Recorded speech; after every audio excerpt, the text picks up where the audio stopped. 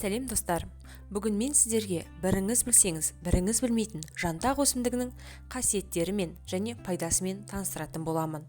Мені жоғалтып алмас үшін лайк басып, каналыма тіркеліп, жаңа видеоларымды көру үшін қоңырауша белгісін басып қойыңыз. Жантақ өсімдігі шөлейт жерлерде өседі. Оның алуан түрі бар.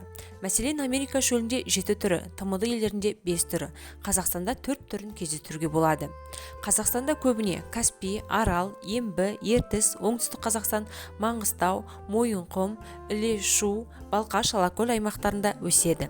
Қазақстанның оңтүстік және орталық аймақтарында қырғыз жантағы және сирек жапырақты жантақ түрі, ал республикамыздың батыс бөлігінде парсы жантағы көп кездеседі.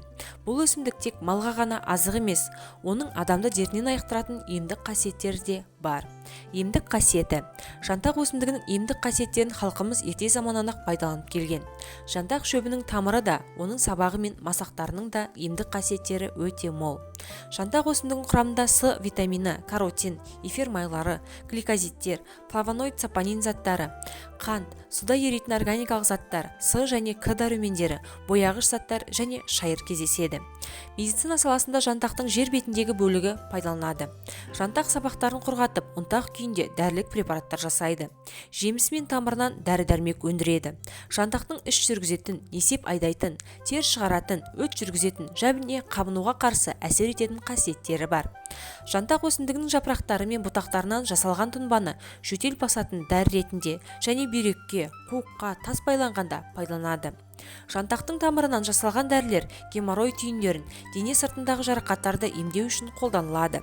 Жантақтың жаңа гүлдеген кезінде гүлін жинап алып суға қайнатып, асқазан, ішек ауруларына қарсы ішеді.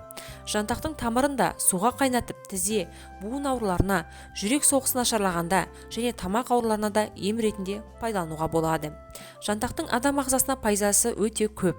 Сондықтан одан емдік қасиеті бар тұнба дайындауға болады.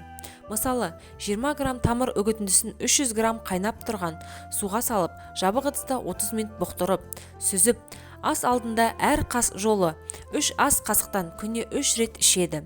Мұны бүйректе тас құм байланса, жүрек қызметін нашарлауынан денеге ісік шықса, ас алдында 1 ас қасықтан ішеді. Күніне 3 рет. Жантақтан қайнатпа жасайды. Ангина, экземаларды әйел адамдардың спецификалық ауруларына қарсы асқазан язвасында қолданады.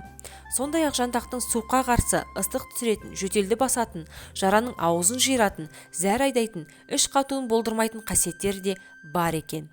Бұған қоса жатыр мойынның эрозиясы, іріңді отит кезінде жантақ ваннасын қабылдау керек екен. Дегенмен, мұндай емдерді пайдаланбас бұрын емдеуші дәрігеріңіздің кеңесін алғаныңыз дұрыс. Жантақ өсімдігі малдың таптырмас азығы.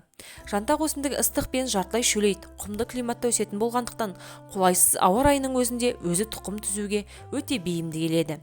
Жантақ шөл және шөлейт далаларда өмір сүретін жануарлардың азығы болып саналады. Далалық жердің топырағының құнарлығы мен эрозияға ұшырау дәрежесі тікелей жантақ өсімдігінің жамылғысына тәуелді.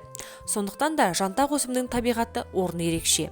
Ара жәндіктері жантақтың гүлдерінен бал жинайды. Оның дәмі кермектеу болады. Адам ағзасы үшін әсіресе жантақ гүлінен жиналған балдың маңызы өте зор. Жоғарыда айтып өткендей, жантақ түйе малының сүйіп жейтін азығы. Қой мен ешкі де бұл өсімдікті сүйіп жейді. Үнемі жантақ өсімдігімен қоректенген ұсақ малдарды қосымша емдеудің қажеті жоқ. Олар жемдеген малдан бетер қоңды болып, еті өте дәмді болады. Сондықтан ауылдық жерлердің тұрғындары мал азығы үшін көбісі жантақ өсімдігін гүлдеп, дән байлаған кезде орып, малға қыстық азық үшін жинап алады. Халық медицинасында да дәрілік шөптерді қолдану кейінгі кезеңде етек алды. Олардың ішінде халық арасында емдік қасиеті үшін көптеген ауруларға қолданатын жантақ өсімдігінің тек адам өмірінде ғана емес, ауыл шаруашылығының саласын да өркендетуге де пайдасы бар. Біз сөз етіп отырған жантақ өсімдігі біздің өңірдің экологиялық жүйесін қорғауда да маңызы зор. Қорыта айтқанда, жантақ өсімдігінің қасиеттері табиғат сыйы. Оны орынды пайдалану біздің міндетіміз.